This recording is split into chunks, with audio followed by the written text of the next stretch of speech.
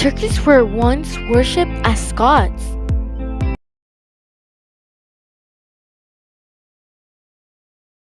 Here's what's happening at Sewanee Middle School. Let's get started. We're halfway through our third quarter, and that means progress reports. Progress reports will be distributed on February 9th, which is this Friday. Ms. Jernigan and her classes have been discussing career paths that have to do with construction, such as an architect, a lineman, or an electrician. Our construction classes are also selling some of their creations.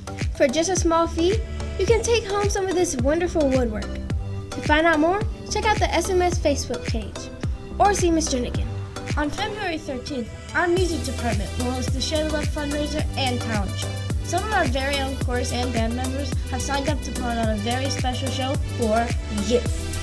Tickets went on sale February 1st, but if you still want to go see what our band and chorus have to offer, act fast. Buy your tickets ASAP. We're so excited to see all the talents our students have. In fact, they are so talented that some of them even signed up for the Florida Bandmasters Association Solo And Ensemble MPA Festival, which is on February 17th. Whew, that's a mouthful. These lucky band members who made it will be judged and rated on their performances.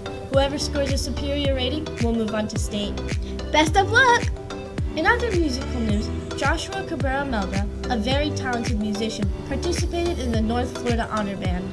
To get in the North Florida Honor Band, you have to audition, which, might I add, is really difficult to do. For this band, Josh spent 3 days in Lake Butler to rehearse, hone his skills in workshops, and ultimately perform. Congratulations, Josh! Remember when we were tiny 5th graders, walking into the school for the very first time? Yeah, I remember it. Well, our entire school has been preparing for this year's 5th grade walkthrough. It's really that time already? Yep, time flies when you're having fun, am I right? Yes. The Art Club is designing some fresh, new posters for them. And those of us in broadcasting are preparing to interview some 5th graders who are hoping to be in our class. I declare war. Hannah, you can't just declare war. We've talked about this. No, I declare penny war. To donate to the cause, drop your pennies in your favorite teacher's penny jar, which will be in their room. The profits go to the dancing dolls after all. But if you're feeling a little nefarious, sabotage your teachers by adding silver coins and dollar bills. Miss Neely has already been sabotaging a lot of teachers on campus. Yeah, and she seems to have made a lot of enemies. The ag students have been battling a mouse problem in the ag shop. Mice have been getting into the rabbit feed. But don't worry, they have it under control. Wait a minute, we have rabbits here? Yes, the ag students are responsible for feeding, watering, and cleaning their cages. We also have a chicken. National Counseling Week is officially upon us.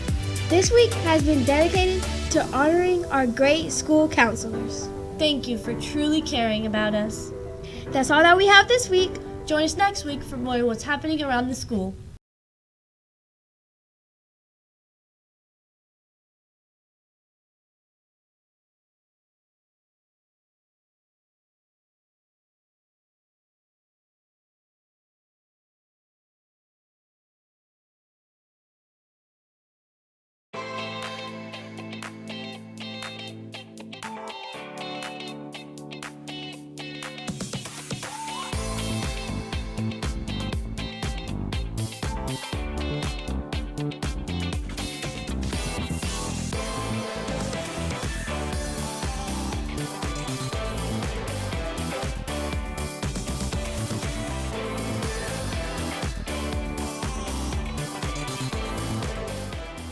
Simulate.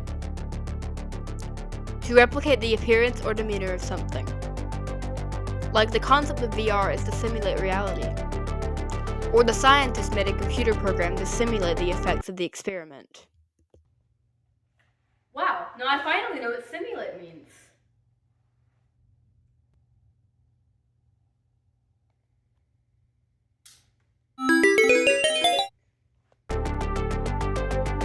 Tablecloths were originally designed to be used as one big communal napkin.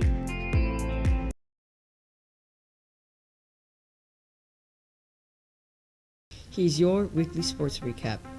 Track takes a lot of skill and endurance. It can take days, weeks, and even months to get good at it. Our team here specializes in shot put and discus throwing, and when they do run, they categorize it in long distance and sprinting. Their first meet is on February 23rd. Our softball and baseball first games are on February 12th. The entry cost will be $7, and you can enter at the baseball field. Esports is starting their spring league season. We also have word that there will be a student-teacher tournament where each one will battle on Mario Kart.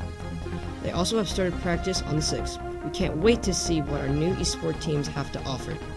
Last but not least, our SMS wrestling team had their final tournament on the 27th of January. Swanee Middle School took second place as a team.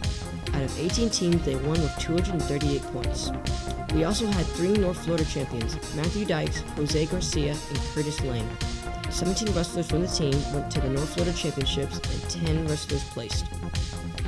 From the team at Bullpup News, we thank everyone on the wrestling team for working so hard and making this season a great one. So, let's plan to attend all of these sports events. I'll be there, will you? In ancient Greece, they believed that redheads become vampires after death.